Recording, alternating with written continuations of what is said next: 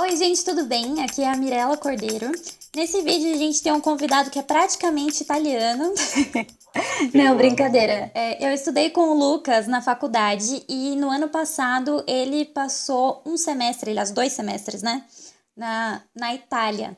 Então ele tem muita experiência para contar aqui para vocês de como que é fazer intercâmbio pela USP.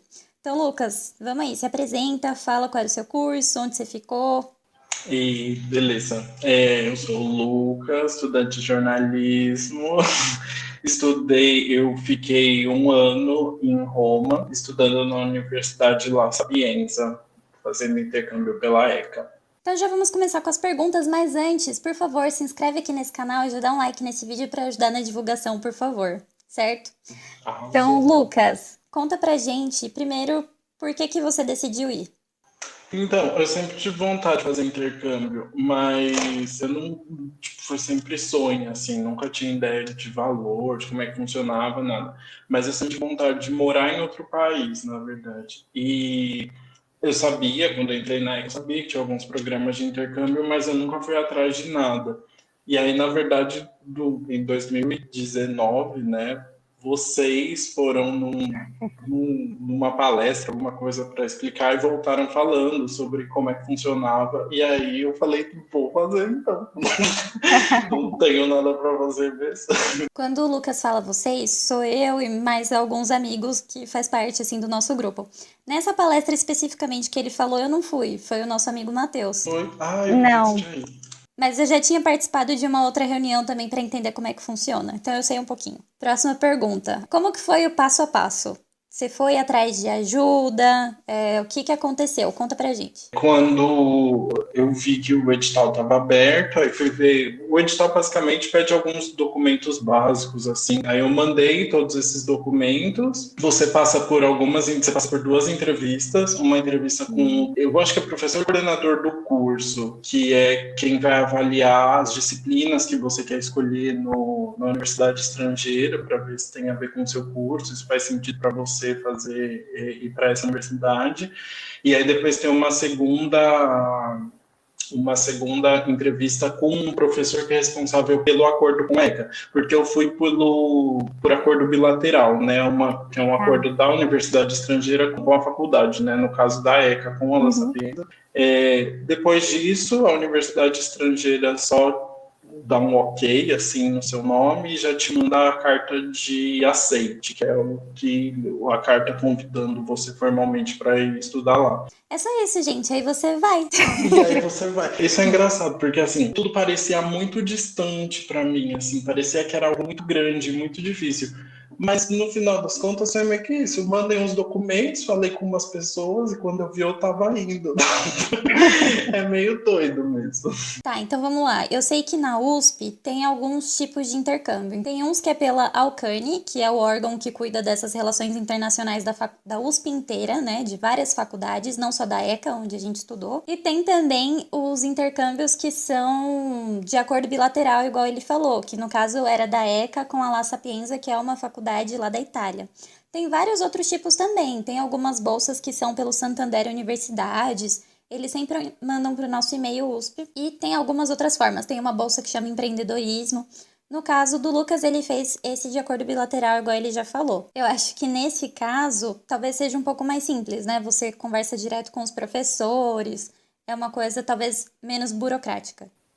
Porque eu não sei se burocrática, mas quando é pela Alcântara, normalmente os editais são para todas as faculdades da USP, né? Então é um Verdade. processo muito maior, com mais vagas também, mas muito maior. E aí, nesse caso do acordo bilateral, é só com a ECA, assim, para os alunos da ECA. Você lembra alguns documentos que você teve que mandar? Eu acho que tinha que mandar o histórico, ou eles puxam histórico, alguma coisa assim. Aí eu tive que mandar uma carta de apresentação, na verdade uma carta de motivação, assim, que você conta um pouquinho da sua história e qual o seu interesse em estudar na universidade estrangeira. Aí precisa de uma carta de 2000 anos depois. carta de recomendação. Recomendação, isso. Isso, que um professor da universidade escreve, falando um pouquinho sobre você. E você escolhe, já você manda uma espécie de planilha indicando algumas disciplinas que você tem interesse em fazer na universidade estrangeira. Isso não é fechado, assim, você pode depois, quando chegar na universidade estrangeira, você pode trocar de disciplina, não é o que você tem que definir na hora. Tinha que mandar exame de proficiência também? Isso varia, cada universidade estrangeira pede alguma forma de comprovação diferente de língua, né? No caso da Sapienza em específico, eles pediam qualquer tipo de certificado de inglês de nível intermediário. Então não precisava ser esses exames tipo TOEFL, você poderia mandar do seu curso de inglês mesmo. No caso foi o que eu fiz, eu estudei no CNA e aí eu mandei só o meu certificado do CNA de nível intermediário. Entendi.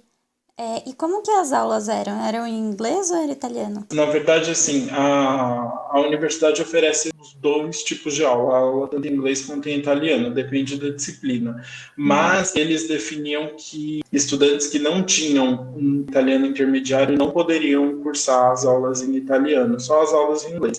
No final das contas, não tinha nenhuma regulação quanto a isso. Eu tive colegas que não tinham nenhum certificado de italiano e cursaram aulas em italiano mesmo assim, não tem nenhum tipo de problema. A própria universidade, no caso da Sapienza, eles ofereciam um curso de italiano gratuito quando você chegava lá. Aí tinha um módulo intensivo ou um módulo extensivo, né? O que demorava mais tempo. E aí você tinha que escolher um dos dois, se você quisesse fazer, não era obrigatório. Também era um curso gratuito, eu fiz o curso intensivo, e aí durante um mês eu tive aula todos os dias, basicamente, de segunda a sexta, de italiano. Eu fui sem saber nada de italiano, eu só sabia inglês, e foi bom para eu ter um básico de italiano, assim, aprendi um básico de italiano. Sobre as entrevistas com os professores, você falou que teve 2 entrevistas antes de ir, né? Como que foi, assim? Pode falar um pouquinho? Claro, foram entrevistas comigo, pelo menos foram muito tranquilas, assim. O professor do curso, ele realmente só queria analisar se as disciplinas, elas faziam sentido dentro do jornalismo e dentro da carreira que a gente quer seguir no jornalismo, né?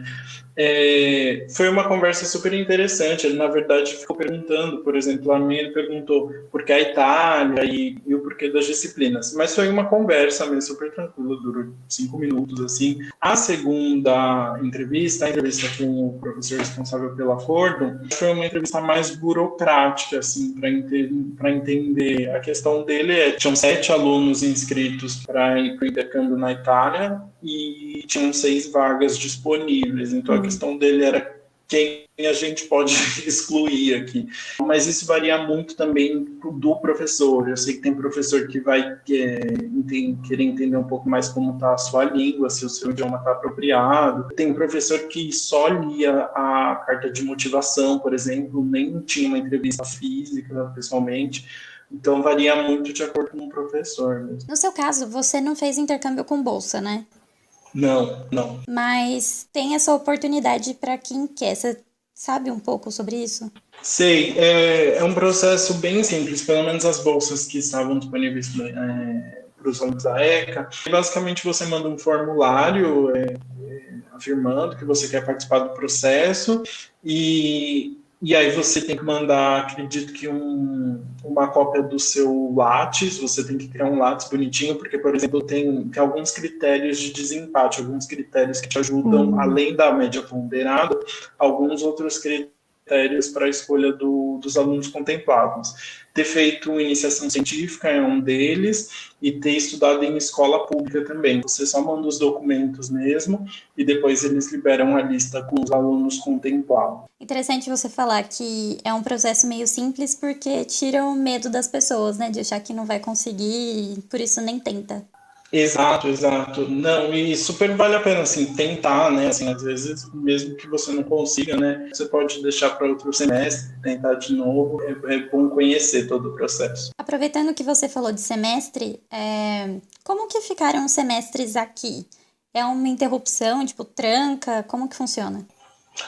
Fica interrompido. A própria Secretaria de Graduação já faz isso. Quando você entra no sistema lá para buscar o seu histórico, fica aparecendo cursando disciplinas no exterior, e aí quando você volta, você faz a validação dos créditos das matérias que você fez fora. Aí você pode validar tanto para aulas obrigatórias, se a universidade estrangeira tiver uma disciplina com um currículo compatível com uma matéria obrigatória sua, ou como uma matéria optativa, e aí a validação é um pouco mais simples. Não, a última coisa que eu queria saber é: tem alguma vantagem, alguma desvantagem que você queira falar para as pessoas que estão pensando em fazer intercâmbio?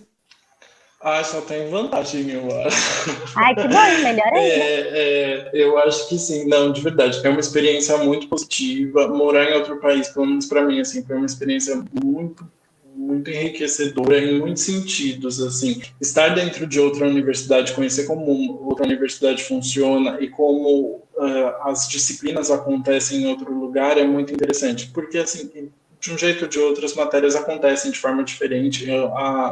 Na Sapiência, por exemplo, a maioria das provas eram orais, eram exames orais que você fazia no final do semestre. E para eles era super comum, e a gente nunca teve prova oral, tem 5 anos de graduação, né?